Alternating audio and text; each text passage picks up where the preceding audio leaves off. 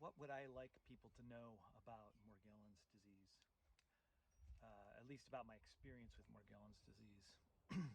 The first thing is that Morgellons disease is an actual uh, infectious, I believe, infectious disease. Um, and so, regardless of all of the information from across the spectrum that's out there about Morgellons disease, with the many theories and ideas about where it comes from and what it is and how to cure yourself. The one thing I think people that suffer from the disease can agree on is that it is a disease. So beyond any other controversial explanations or theories, if people can just accept that about people they know that have the disease, I think it would be a big step forward, because the medical community doesn't accept it as a whole. And science as a whole has not, at least mainstream science, has not done the work to understand enough about the disorder. So there's nobody that accepts a person's disease, or in the normal um, safety net and support system for sick people. So when you interact with a person who has Morgellons, try to remember and understand that they don't really have the same things that a person with cancer might have in terms of resources and support. And the thing that's bad about that is that that bleeds over from the professional and scientific and medical world into your personal world. Because the CDC has not made a specific conclusion about it, but made some assumption that people should be treated as delusional who have the disorder. That means that when you consult professionals in the medical world about the disorder, the message that your family gets about you and your disorder is that you're mentally ill. And that's, while certainly there are emotional wellness and mental wellness issues that arise from having a disease that you have no support around that completely changes your life, the root cause of Morgellons is not mental illness. So people, if you have a family member or a friend that suffers from the disease, please remember that you're all they have. And I learned, through my personal experience, that that can be very difficult. I'll talk more about that uh, under some of the other questions on on the Facebook page, because I specifically want to talk about, the medical profession and uh, personal relationships. But I think it's important for people to know that you're not dealing with a person whose root cause is insanity, and that they basically have none of the standard support that a person with, say, cancer might have, or any number of other illnesses.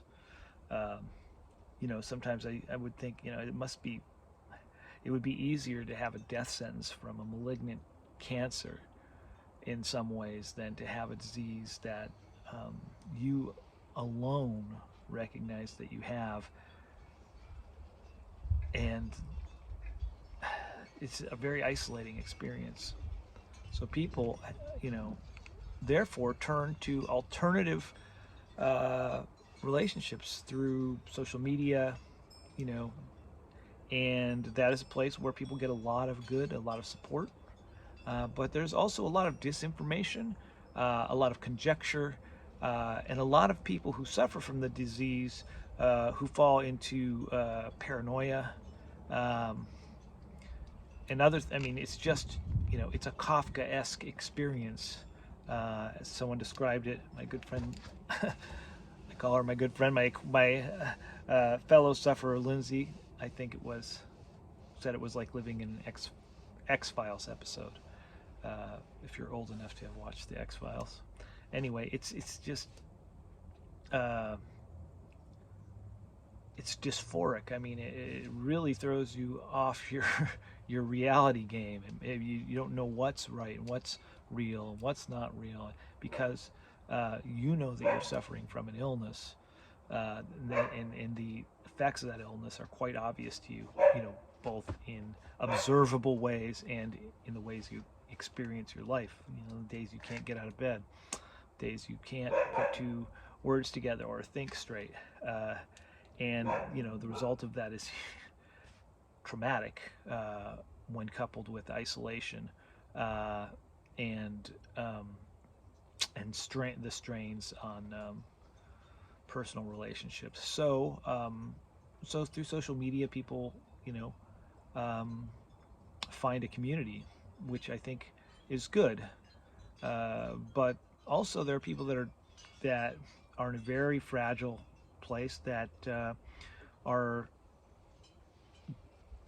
are driven to adopt ideas about their condition that aren't substantiated. I mean, any almost at this point, almost anything could be equally as true, because we don't know much about the disease. Some would argue with that and say that there is some research that's gone on, and I think there is some good research that's gone on, but you won't find it in the Lancet, you know, and you won't find it in the journal Nature or Science. It's not. If that were the case, you know, we'd be working in a whole different situation, and I hope that does happen. Therefore, people who claim that they understand, you know, whatever it is, whether they say that, you know, they've been specifically targeted for some reason with this disease, or that it's you know, it's a man-made some kind of man-made thing gone awry, or that it came from an alien planet, or, you know, it's an ancient organism that escaped the polar ice caps. You know, there's just not any supportable evidence for any of those ideas. So you know, and I'm not telling people don't believe what you want to believe. I'm totally fine with people believing what they want to believe, but unfortunately, it keeps us from coming together sometimes as a group of people that have a common problem, and that is that we're all sick, and our voice is often diluted by people's disagreements about the cause of their illness. And there would be those out there that say, well, we don't want to let the crazy people in who don't actually have Morgellons, but they just think they have Morgellons. So we can't cast our net too broadly when creating a community. And to those people, I say, that's a bunch of BS, because you know, the only way we're going to get to a point where there's, you know, a real clear clinical understanding of the disease is if enough voices are heard to break the logjam around the medical, scientific, and government communities. That's my opinion. No, you don't have to agree. A lot of people won't agree with that, and I'd be happy to hear other people's opinions on this page, as long as we're not getting into conjecture about the cause of the disease, or putting forward treatments, because this is not the place to do that. Really, there's a vision that you know, Brittany and Managing Morgellons always states her vision, and I think it's a good idea. And, you know, really, you know, my vision is that one day people will not suffer from this disease alone. And, you know, I really want, and that the mission that I see under that vision has 4 parts. One is that, you know, we really need we need to demand that the scientific community step up to the plate and really do real research, not just the flawed CDC study that happened in 2012, but real funded research. 2, we need to support people that have this disease and their families. The devastation that happens to people in loss of relationships, loss of their families because of a lack of understanding is, just, I mentioned it in my first video, it's terrible.